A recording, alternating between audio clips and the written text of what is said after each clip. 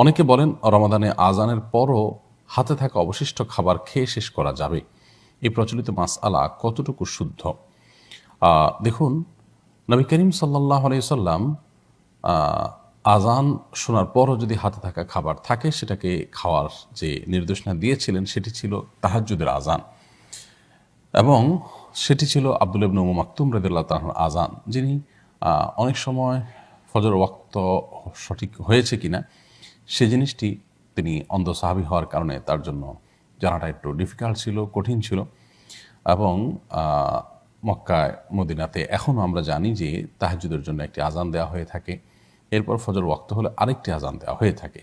ফজরের ওয়াক্ত হয়ে গেছে এটি নিশ্চিত হওয়ার পর মুয়াজ্জিন যখন ফজরের আজান দেন তখন আর হাতে থাকা খাবার খাওয়ার কোনো সুযোগ নেই। নবী করিম সাল্লাল্লাহু আলাইহি সাল্লাম পরিষ্কারভাবে সেটি কিন্তু জানিয়েছেন। অর্থাৎ বেলাল রাদিয়াল্লাহু তাআলা আনহু তিনি যখন আজান দিতেন তখন ফজর ওয়াক্ত হয়ে যেত, এবং যার কারণে তার সে ফজরের আজান শোনার পর আর কোনো প্রকার সাহরি খাওয়ার কোনো সুযোগ কিন্তু ছিল না।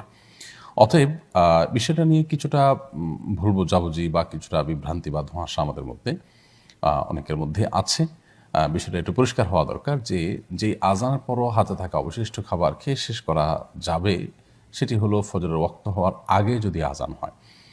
আর ফজর ওয়াক্ত হয়ে যাওয়ার পরপর যদি আজান হয়, যেমন আমাদের দেশে প্রায় শতভাগ মসজিদ, আমরা বলতে পারি প্রায় সমস্ত মসজিদেই ওয়াক্ত হওয়ার পরেই আজান হয়।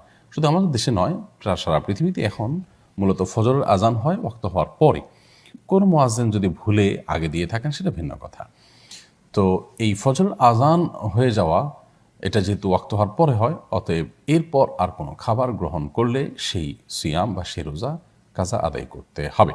এরপরে প্রশ্ন করেছেন আমাতুল্লাহ জান্নাত, আপনি লিখেছেন সিজদার আয়াত পাঠ করলে কয়টা সিজদা দিতে হবে?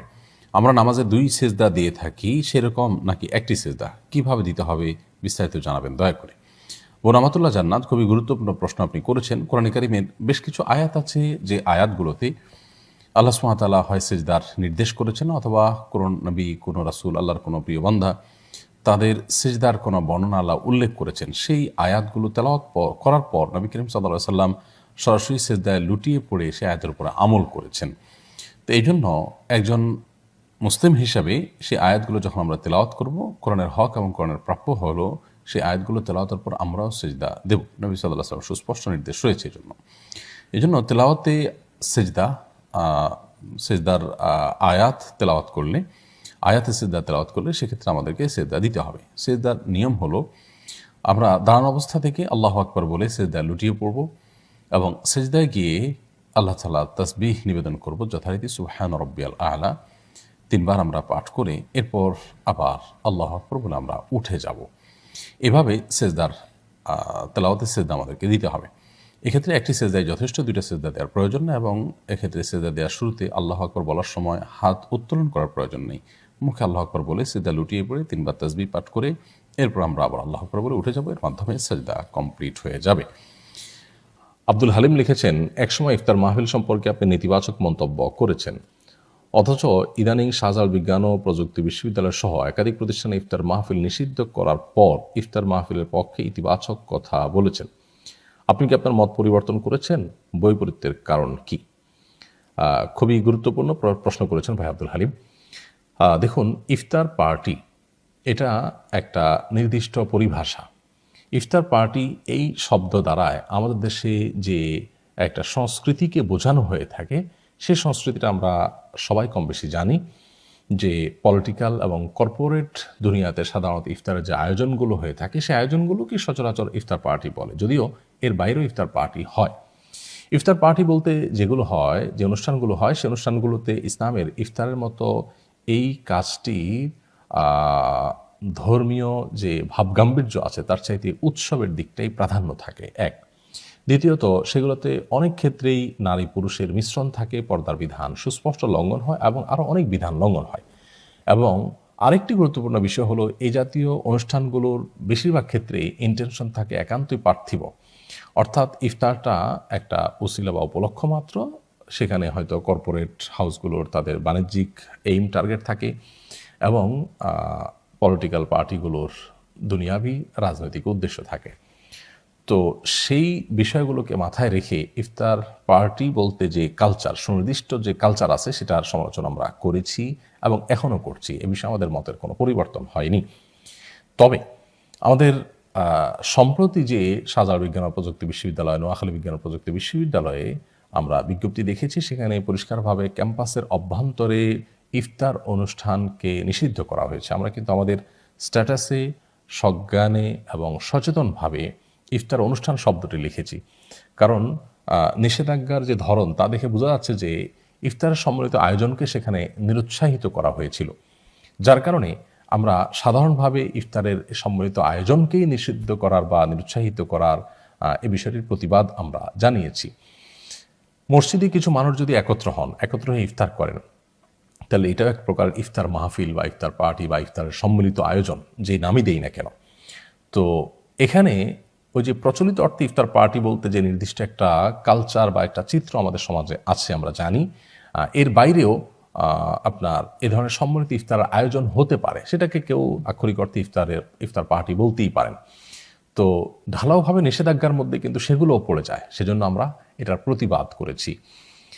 এছাড়া ইফতার পার্টি বলতে যে কালচার আমাদের দেশে প্রচলিত আছে, সেই কালচারের সাথে ইসলামের যে মূল স্পিরিট বা ইফতারের যে রমজানের যে ভাব গাম্ভীর্য সেটা অনেক সময় যায় না। আর ইন্টেনশনগত একটা ব্যাপার আছে যে এগুলো বাণিজ্যিক উদ্দেশ্য অনেক সময় হয়ে থাকে, এগুলো আমরা বলেছি।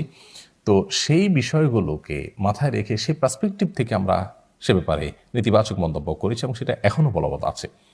কিন্তু যখন কোনো শিক্ষা প্রতিষ্ঠানে ঢালাওভাবে সব পুরো ক্যাম্পাসের ভেতরে ইফতারের আয়োজনকে নিরুৎসাহিত করা হয় বা নিষিদ্ধ করা হয়, সেখানে মুসলিমরা কিছু মানুষ একত্রে বসে ওই যে তথাকথিত ইফতার পার্টির যে নির্দিষ্ট ফ্রেম আছে এবং নির্দিষ্ট যে একটা চিত্র আছে, এর বাইরে অর্থাৎ সেখানকার যে শরিয়া বিরুদ্ধ বিষয়গুলো হয় সেগুলোর বাইরে যদি কিছু মানুষ একত্রে বসে ইফতার করেন এবং সেখানে ইন্টেনশনও কোনো খারাপ বা পার্থিব কোনো ইন্টেনশন না থাকে, বরং আল্লাহকে সন্তুষ্ট করার উদ্দেশ্য হয়ে থাকে, সেটা তো শরিয়া দৃষ্টিকোণ থেকে নাজায়েজ নয়। অতএব সেগুলোকেও ঢালাওভাবে এর আওতায় নিয়ে আসা হতে পারে, সেই সম্ভাবনাটা জোরালো, যার কারণেও আমাদের প্রতিবাদ ছিল। এছাড়া আমি ইফতার পার্টির এই কালচারটিকে অর্থাৎ ইফতার পার্টির যে কালচারটা আমাদের দেশে প্রচলিত আছে, যে নারী পুরুষ একসাথে হয়ে অনেক ক্ষেত্রে হয়, আবার অনেক ক্ষেত্রে এটা দুনিয়াবী উদ্দেশ্যে হয়ে থাকে, আবার অনেক ক্ষেত্রে এখানে উৎসবটাই মুখ্য হয়ে থাকে, ইবাদতটা একেবারে গৌণ হয়ে যায়, অনেকে দেখা যায় মাগরিবের নামাজেরও খোঁজ খবর থাকে না। তো এই জাতীয় যে সংস্কৃতি আছে সেটা সমালোচনা যেরকম আমি কেন যে কোনো সচেতন মুসলিমের করার কথা, সেটা যেরকম আমরা করেছি এখনও করছি, ঠিক একই সাথে যদি একটা শিক্ষা প্রতিষ্ঠান থেকে এই জাতীয় অনুষ্ঠানগুলোর নামে শিক্ষার্থীরা একত্র হয় এবং তাদের ইসলামী সংস্কৃতির অংশ হিসাবে যদি ভুল পদ্ধতিতেও কিছু করে, সেটাকেও যদি ঢালাওভাবে নিষেধ করে দেওয়া হয় সন্দেহাতীতভাবে, তখন একটা ভিন্ন আপনার তৈরি হয়, সেখানে গ্রাউন্ড তৈরি হয় এবং সেই গ্রাউন্ড থেকেই আমাদের বিরোধিতাটা। আমরা এটাকে ছোট একটা উপমার মাধ্যমে বোঝাতে পারি। ধরুন কেউ নামাজ পড়ছে অশুদ্ধ উপায়, তার তেলাওয়াত শুদ্ধ নয়, তাহলে অবশ্যই আমি সমালোচনা করব যে এইভাবে তেলাওয়াত করা সঠিক নয়, এটা তেলাওয়াতের নিয়ম নয়, তেলাওয়াতের সিস্টেম বহির্ভূত পদ্ধতিতে তেলাওয়াত করা অনুচিত, আমি এটা সমালোচনা করবই। কিন্তু যদি নিষেধাজ্ঞা আরোপ করা হয় যে এইভাবে অশুদ্ধ তেলাওয়াত এর দিকটাকে উজ্জ্বল রেখে সাধারণভাবে যদি তেলাওয়াত করতেই নিষেধ করা হয় এবং সেখানে অশুদ্ধ তেলাওয়াতকারীদের তেলাওয়াতই বেশিরভাগ থাকে, তারপরে কি আমি সমালোচনা করব না? অর্থাৎ তারা হতে পারে অশুদ্ধ তেলাওয়াতকারী, কিন্তু সেখানে তেলাওয়াতের নিষেধাজ্ঞা ঢালাওভাবে যখন দেয়া হয়, তখন এমনকি যদি অশুদ্ধ ব্যক্তির তেলাওয়াতকে নিষেধ করে দেওয়া হয় যে সে তেলাওয়াত করতেই পারবে না, নামাজ পড়তেই পারবে না, যেহেতু তার তেলাওয়াত অশুদ্ধ, তো সেটা সমালোচনা তো আমি অবশ্যই করবো। তাহলে একদিক থেকে আমরা একটি দৃষ্টিকোণ থেকে অশুদ্ধ তেলাওয়াতের সমালোচনা করছি, আবার অশুদ্ধ তেলাওয়াতকারী ব্যক্তি হতে পারে অশুদ্ধ তেলাওয়াতকারী ব্যক্তি, আমরা তার সমালোচনা করে তার সংশোধনের চেষ্টা করব, পদ্ধতিটাকে পরিবর্তন করার চেষ্টা করব, কিন্তু তাই বলে তেলাওয়াতটাকে আমি নিষিদ্ধ করতে পারি না, সেই জায়গা থেকে আমাদেরকে বিরোধিতা করতে হচ্ছে। তাহলে এই বিষয়টা ভিন্ন পার্সপেক্টিভ থেকে, ভিন্ন আপনার গ্রাউন্ড থেকেই বলা। এবং ইফতার পার্টি বলতে যে প্রচলিত কালচার আছে, এই কালচারটা সমালোচনা আমরা করেছি। এর বাইরে মসজিদে লোকরা যে একত্র হয়ে ইফতার করেন, আক্ষরিক অর্থে সেটাকে ইফতার পার্টি বলা যায়, অথচ সমালোচনা তো আমরা করছি না। অতএব আমাদের সমালোচনার মূল জায়গাটা আশা করি আমরা বোঝার চেষ্টা করব। এর বাইরে আরেকটি কথা আমরা বলে রাখি যে ইসলামের একটা সৌন্দর্য হলো যে কোনো বিষয় বলার পর যদি সেটা তার কাছে ভুল মনে হয় সেটা কিন্তু প্রত্যাহার করা যেতে পারে। এখানে আমরা প্রত্যাহার করছি না, আমরা আগের কথার উপরেই আছি, কিন্তু একটা কথা বলে রাখি প্রসঙ্গত, যে অনেক মাসআলায় কিন্তু আমরা আমাদের পূর্বের অবস্থান থেকে সরে এসে সঠিকটা গ্রহণ করেছি। সাধারণত যাদের মধ্যে ইসলাম নেই, যারা ইসলামটাকে সুন্দর করে বুঝেন না, ভালো করে জানেন না, তারা হয়তো এগুলোকে ভালোভাবে নেন না, কিন্তু ইসলামের বরং এটা সৌন্দর্য, ইসলাম বরং এটাকে প্রশংসা করে।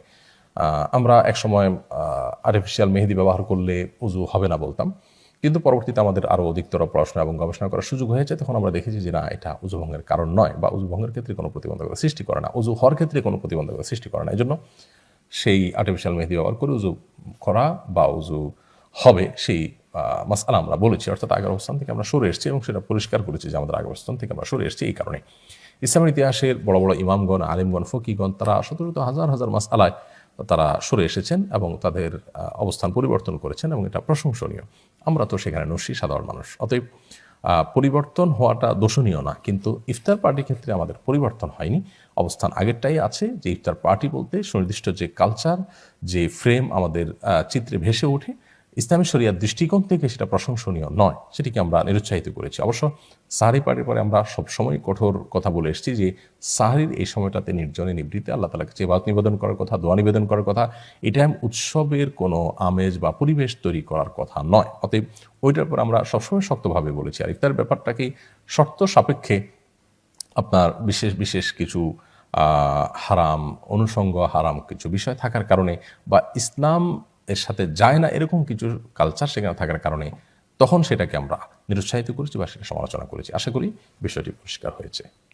সঞ্জিদা চৌধুরী আপনি লিখেছেন, আমার মা আমাকে 6 মাস বয়সে রেখে গিয়েছিলেন। পারিবারিক ঝামেলার কারণে আমার মা বাবার ডিভোর্স হয়ে যায়। মা আমাকে রেখে যান, কারণ আমাকে নিলে নাকি তার বিয়ে হবে না। আমার বয়স এখন যখন 12 বছর, আমি ওনার সাথে প্রথম যোগাযোগ করি। যতটুকু বুঝতে পেরেছি আমাকে তিনি মন থেকে ভালোবাসেন না, পরের সংসারে ভাই বোনদেরকে ভালোবাসেন। এক্ষেত্রে ওনার জন্য আমার কি করণীয়? বোন সঞ্জিদা চৌধুরী, খুবই দুঃখজনক আপনার বিষয়টা। মা হিসাবে ওনার কর্তব্য ছিল সন্তানের সাথে যোগাযোগ রক্ষা করা, সন্তানের খোঁজখবর নেওয়া, সন্তানকে যথাসাধ্য স্নেহ, মমতা, ভালোবাসা দিয়ে বড় করে তোলার চেষ্টা করা। সেটা যদি নিজের কাছে রাখতে অপারগ হন তাহলে দূর থেকে সেটা করা দরকার ছিল, কিন্তু সেটা তিনি করেননি। এখন দূরে থাকতে থাকতে তিনি আপনাকে আগের চাইতে আরও কম মমতা করেন, বা আপনাকে তার সন্তান হিসাবে সেভাবে করেন না হয়তোবা। তারপরও আপনি যেহেতু তার গর্ভ থেকে দুনিয়াতে এসছেন, তার মাধ্যমে দুনিয়াতে এসছেন, এবং তিনি আপনার মা, সো আপনি আপনার জায়গা থেকে তার প্রতি সদাচরণ করবার চেষ্টা করবেন, এবং আপনি মা হিসাবে তাকে শ্রদ্ধা করার, ভালোবাসা নিবেদন করার, আপনার সাধ্য অনুযায়ী তার সেবা বা উপঢৌকন ইত্যাদি পেশ করার, এটা আপনি চেষ্টা অব্যাহত রাখবেন। আপনি আল্লাহর কাছে পরিষ্কার থাকবেন। তিনি যা করছেন সেটি তিনি অন্যায় করেছেন, তিনি আল্লাহর কাছে তার জন্য জবাবদিহি করবেন। আর যদি আপনি তাকে মাফ করে দেন এবং তিনিও আল্লাহর কাছে অনুতপ্ত হয়ে মাফ চান, তো আশা করা যায় তিনি সেজন্য ক্ষমা পেতে পারেন। তবে আপনি আপনার দায়িত্বটা যথাযথভাবে পালন করবেন, সেটি আমাদের পরামর্শ থাকবে। মাহমুদ হুসাইন আফলো এআইডি থেকে আপনি লিখেছেন, রোজা অবস্থায় কোন আমল বেশি করা উত্তম? সিয়ামরত অবস্থায় আমাদের জন্য সবচাইতে যে আমলটি বেশি করা উত্তম তা হলো সিয়াম রেখে সকল প্রকার পাপাচার, অন্যায়, গুনাহ, অনাচার, অনর্থক কথা, মূর্খতা সুলভ আচরণ, তারপর কোনো প্রকার ঝগড়া বিবাদ, এগুলো থেকে নিজেকে সম্পূর্ণ পরিচ্ছন্ন রাখা। কারণ এগুলো ছাড়া আমাদের সিয়াম পালন বা আমাদের রোজা অর্থহীন হয়ে যেতে পারে। নবী সাল্লাল্লাহু আলাইহি ওয়াসাল্লাম বলেছেন, রব্বা সাইমিন লাইসা লাহু মিন সিয়ামিহি ইল্লাল জু'। বহু রোজাদার এমন আছেন যাদের রোজায় পিপাসার্থ থাকা ছাড়া বা ক্ষুধার্ত থাকা ছাড়া আর কোনো কিছুই তাদের পাওনা থাকে না, অর্থাৎ অন্য কিছু তারা পায় না, লাভ করে না। এই জন্য রোজাকে বা সিয়ামকে অর্থহীনতা থেকে মুক্ত করবার জন্য, সেটাকে সার্থক করার জন্য আমাদেরকে সিয়াম রেখে সকল প্রকার পাপাচার বর্জনের কসরত করতে হবে, চেষ্টা করতে হবে। কারণ সিয়াম আমাদেরকে তাকওয়া চর্চা বা গুনাহ বর্জন করার শিক্ষা দিয়ে থাকে। জীবনেসা মিম আপনি লিখেছেন, কাজী এবং কাবিন ছাড়া শুধু মসজিদের ইমাম দিয়ে বিয়ে পড়ানো যাবে কিনা? কাজী এবং কাবিন ছাড়া মসজিদের ইমাম কিংবা যে কোনো ব্যক্তি দুজন সাক্ষীর উপস্থিতিতে যদি বিয়ে পড়ান এবং শরিয়ার নিয়ম সেখানে মানা হয়, তাহলে সেক্ষেত্রে সে বিয়ে শরিয়ার দৃষ্টিকোণ থেকে বিশুদ্ধ হয়ে যায়।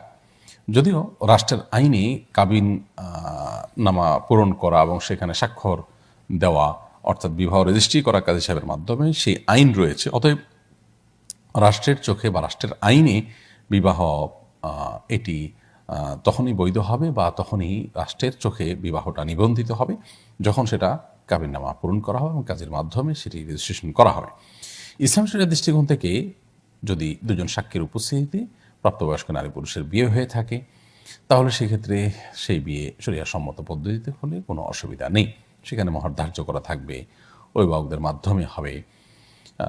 বিয়ের যে অন্যান্য শরঈ বিষয়গুলো আছে সেগুলো লক্ষ্য করে যদি আমরা সেই বিয়ের আয়োজন করি এবং রেজিস্ট্রেশন কাজের মাধ্যমে সেটি যদি সম্পন্ন নাও হয় তারপরও সেই দৃষ্টিকোণ থেকে বিবাহ কিন্তু হয়ে যায় এবং তারা স্বামী স্ত্রী সুলভ সম্পর্ক তাদের মধ্যে স্থাপিত হয়ে যায়। মাহমুদুল হাসান আপনি লিখেছেন, অনেক দেশে রোজা হয় 20 ঘন্টা, আবার কোনো দেশে 10-12 ঘন্টা। যারা বেশি সময় রোজা রাখেন তাদের সব কি বেশি হবে? ভাই মাহমুদুল হাসান, অবশ্যই যাদের রোজার ডিউরেশন একটু বেশি, যারা 20 বা 22 ঘন্টা ব্যাপী রোজা রাখেন তাদের রোজার সব অবশ্যই বেশি হবে। কারণ নবী করিম সাল্লাল্লাহু আলাইহি ওয়াসাল্লামের একটি প্রসিদ্ধ হাদিস রয়েছে, ইন্না আযমাল জাযাই মা আযমিল বালা, নিশ্চয়ই বান্দার কষ্ট এটা যত বেশি হবে কোনো ভালো কাজ করতে গিয়ে তার পরিশ্রম অনুপাতে তার বিনিময় আল্লাহ তাআলা বাড়িয়ে দিবেন। অর্থাৎ কোনো মানুষ একই কাজ করতে গিয়ে তার অনেক বেশি কষ্ট পোহাতে হয়েছে, এই কাজটা অন্য আরেকজন করতে গিয়ে তার এত কষ্ট করতে হয়নি, তাহলে যার কষ্ট অনেক বেশি হয়েছে তাকে আল্লাহ সুবহানাহু ওয়া তাআলা অবশ্যই তার সওয়াব এবং বিনিময় বেশি দান করবেন। একজন সচ্ছল মানুষ তিনি 100 টাকা দান করতে তার খুব একটা কষ্ট পেতে হয় না, বরং এটা তার জন্য উল্লেখ করার মতো কোনো বিষয়ই হয় না। তো তার 100 টাকা দানের যে সওয়াব হবে, একজন গরিব অভাবী মানুষ যার জন্য 100 টাকা দান করাটা অনেক কঠিন, তার জন্য 100 টাকা দানের সওয়াব কিন্তু একরকম নয়। ঠিক একইভাবে 10-12 ঘন্টা সিয়াম সাধনাকারী ব্যক্তি এবং 20 ঘন্টা সিয়াম সাধনাকারী ব্যক্তি দুইজনের মধ্যে পার্থক্য থাকবে। তবে ক্ষেত্রে ইসলামের মূলনীতি হলো যে ইচ্ছাকৃতভাবে কষ্ট বাড়িয়ে, সাধারণভাবে আমি করতে পারতাম, বিনা কষ্টে করতে পারতাম বা কম কষ্টে করতে পারতাম, সেটাকে আমি আরও কষ্ট বাড়িয়ে যদি করি তাহলে তার ভিতরে কোনো কল্যাণ নিহিত নেই। এটা হলো নেসেসারি যে কষ্টটা আসে সেটার কারণে আমরা এই সওয়াবের আশা করতে পারি আল্লাহ তাআলার কাছে। হাবিবুর রহমান মামুন আপনি লিখেছেন, আমরা 2 ভাই, আমার বড় ভাই গত 8 বছর ধরে মা বাবার দেখাশোনা করে না। আমি শুরু থেকেই তাদের দেখাশোনা করে আসছি, অনেক দিন ধরে বাবার ঋণ পরিশোধ করে আসছি, কিন্তু ঋণ শেষ হচ্ছে না। তাই আমার বাবা চাচ্ছেন আমি যেন তার কিছু জমি কিনে নেই, যেন ঋণগুলো পরিশোধ করতে পারেন। বাবার জমি রাখার মতো আমার বড় ভাইয়ের সামর্থ্য নেই। আমি যদি বাবার জমি কিনে নেই তাহলে কি আমার ভাইয়ের সাথে দুর্বলতার সুযোগ নেওয়া হবে? মোটেই নয়। ভাই হাবিবুর রহমান, খুব পরিষ্কার বিষয়টি যে আপনার বাবা ঋণগ্রস্ত, তার ঋণ পরিশোধের কোনো ব্যবস্থা নেই জমি জমাগুলো বিক্রি করা ছাড়া। অতএব তিনি এই জমিগুলো বিক্রি করে তার ঋণ পরিশোধ করতে হবে। আপনার বাবার সেই জমি অন্য 10 জন যেরকম কিনতে পারেন আপনিও কিনতে পারেন।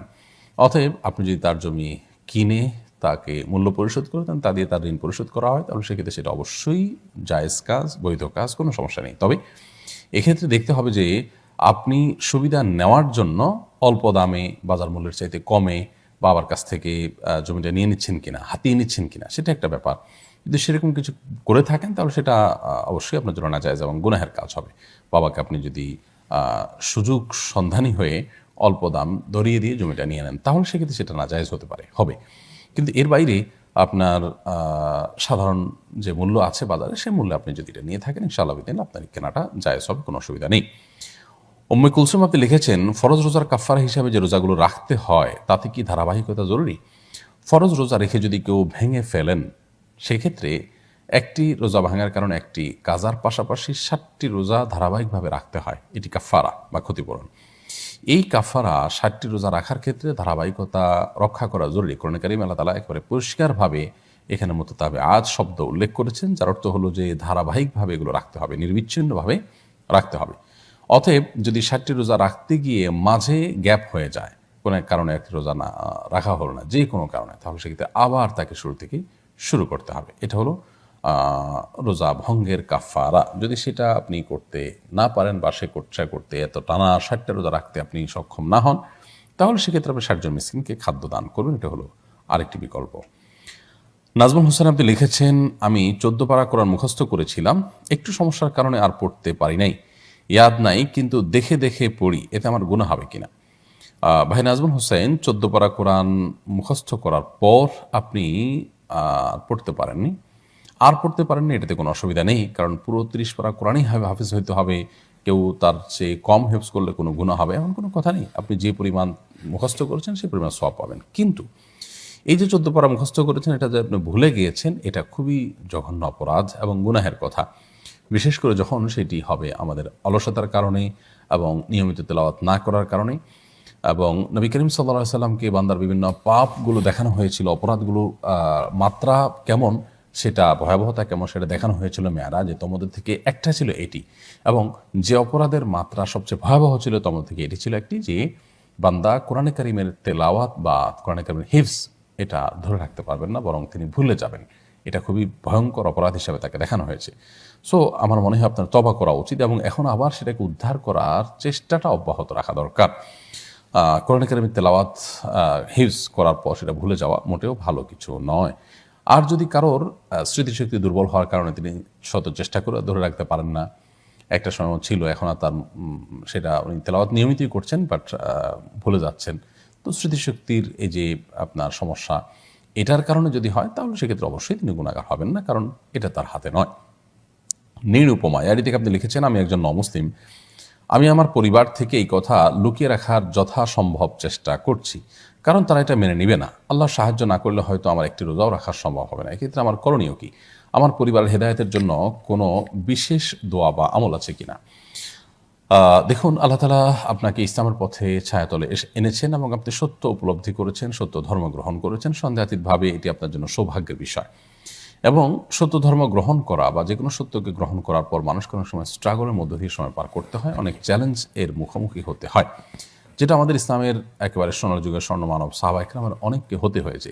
খোদ আবু হুরায়রা রাদিয়াল্লাহু তাআলা আনহু ইসলাম গ্রহণ করার পর নিজের মায়ের হাতে অনেক মার খেয়েছেন। তো এমত অবস্থা আমরা আপনাকে বলবো ধৈর্য ধারণ করার, সবর করার, সেই সাথে আপনার ইবাদত বন্দেগী, পাঁচ ওয়াক্ত সালাত, সিয়াম এগুলোর জন্য আপনি করতে পারেন সেই চেষ্টা করার। প্রয়োজনে, আমি জানি না আপনার বয়স কি, আপনার পরিবেশ কি, প্রয়োজনে আপনি বাসা থেকে অন্য কোথাও কোনো একটা ছলছাতুরি দিয়ে হলেও বা কোনো একটা অজুহাত দিয়ে হলেও আপনি অন্য কোথাও অবস্থান করে রোজাগুলো রাখার চেষ্টা করতে পারেন। বাসায় থাকলেও আপনার দুপুরের খাবারের সময়টা বিশেষ করে আপনি কোনোভাবে অ্যাভয়েড করতে পারেন, একটু মিথ্যা না বলে কৌশল আশ্রয় নিয়ে তারপর আপনার রোজা রাখার সচেষ্ট হওয়া উচিত। যদি সেরকম কোনো ওয়ে আপনার কাছে না থাকে, আপনার সেরকম বয়স না থাকে এবং নিরুপায় আপনি রোজা রাখতে গেলে আপনার ইসলাম থেকে আপনাকে বের করে নিয়ে আসা হবে, তাহলে সেক্ষেত্রে আপনি যদি নিরুপায় অবস্থায় রোজা ভাঙেন বা রোজা না রাখেন, তাহলে সেক্ষেত্রে পরবর্তীতে রোজাগুলো আল্লাহ যখন তৌফিক দিবেন আপনি তখন রেখে দিবেন, সে চেষ্টা আপনার থাকবে। এবং সেই সাথে আপনার মা বাবার নাম ধরে ধরে আল্লাহ তাআলার কাছে হেদায়েত করবেন, যে আল্লাহ আপনি তাদেরকে হেদায়েত দান করেন। মাইশা জেরিন আপনি লিখেছেন, বিয়ের সময় স্ত্রী কি স্বামীকে ভবিষ্যতে দ্বিতীয় বিয়ে না করার শর্ত দিতে পারেন? দেখুন, এটা নিয়ে আমাদের মধ্যে কিছুটা মত পার্থক্য আছে, তবে বিশুদ্ধতর মত অনুযায়ী কোনো স্ত্রী চাইলে তার স্বামীকে ভবিষ্যতে যেন দ্বিতীয় বিয়ে তিনি করবেন না এরকম শর্ত দিতে পারেন। কিন্তু স্বামী যদি সেই শর্ত ভঙ্গ করেন, সেক্ষেত্রে স্ত্রীর এখতিয়ার থাকবে এই স্বামীর সাথে ঘর করা না করার সিদ্ধান্ত নেওয়ার, অর্থাৎ বিচ্ছেদের শরীয়ী উদ্যোগ, শরিয়া সম্মত শরিয়ার পদ্ধতি আলোকে বিচ্ছেদের উদ্যোগ স্ত্রী নিতে পারেন যদি স্বামী তার শর্ত ভঙ্গ করে দ্বিতীয় বিয়ে করেন। কিন্তু স্বামীকে স্ত্রী এই শর্ত দেওয়ার কারণে স্বামী তার আর দ্বিতীয় বিয়ে করার কোনো রাইট নাই, বা তার জন্য করলে গুনাহ হবে বা করলে বিয়েই হবে না, এরকম কোনো কথা কিন্তু নেই। তাহলে কথা পরিষ্কার যে স্ত্রী তার স্বামীকে বিয়ের সময় এরকম শর্ত দিতে পারেন, এবং সে শর্ত যদি অমান্য করেন স্বামী, তাহলে সেক্ষেত্রে স্ত্রী তার তার সাথে সম্পর্ক রাখা না রাখার ব্যাপারে শরিয়ার আলোকে উদ্যোগ গ্রহণ করতে পারেন।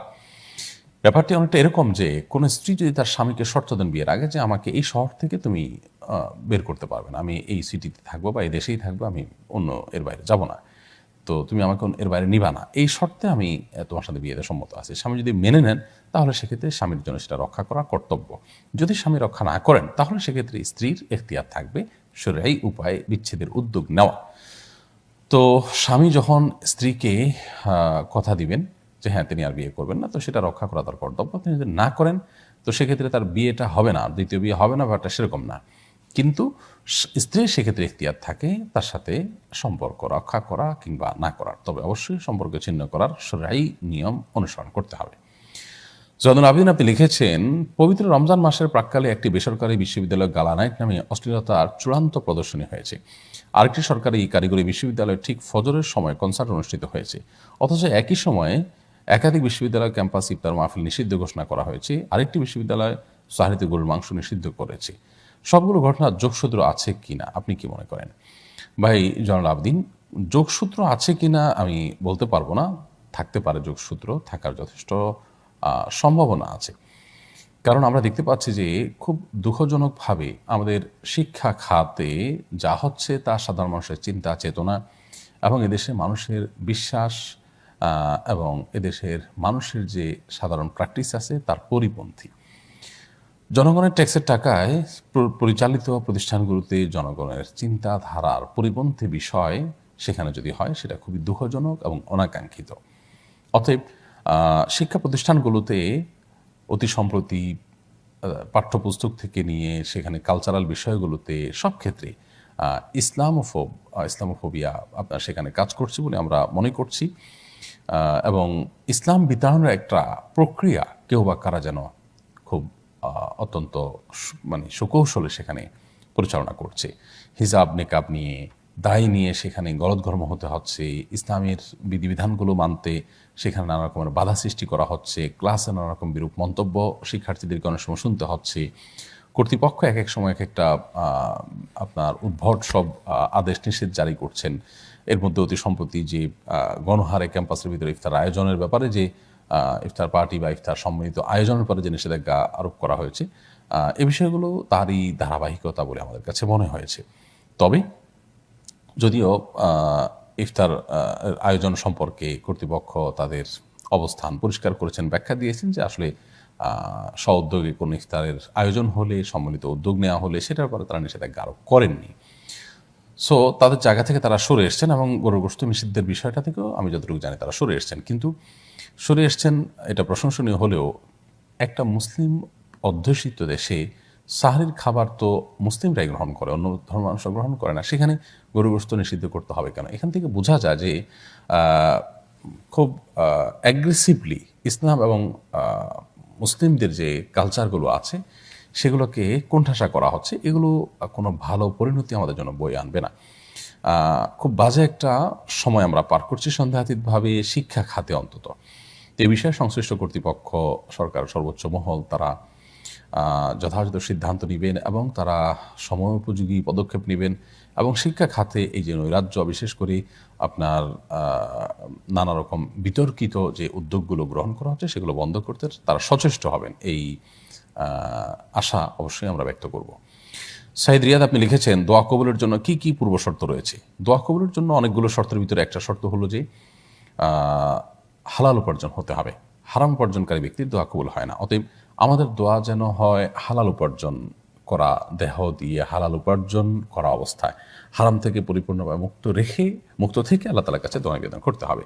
সেই সাথে দোয়া কবুল আরেকটা গুরুত্বপূর্ণ শর্ত হলো কায়মনোবাক্যে দোয়া করা, মনের গভীর থেকে, মনের গহীন থেকে পরিপূর্ণ মনোযোগের সাথে আল্লাহর সাথে কানেক্টেড হয়ে পরিপূর্ণ মনোসংযোগ দিয়ে দোয়া করা, কাকুতি মিনতি সহকারে নিজেকে বিনয়ী করে আল্লাহর সামনে নিবেদন করে দোয়া করা।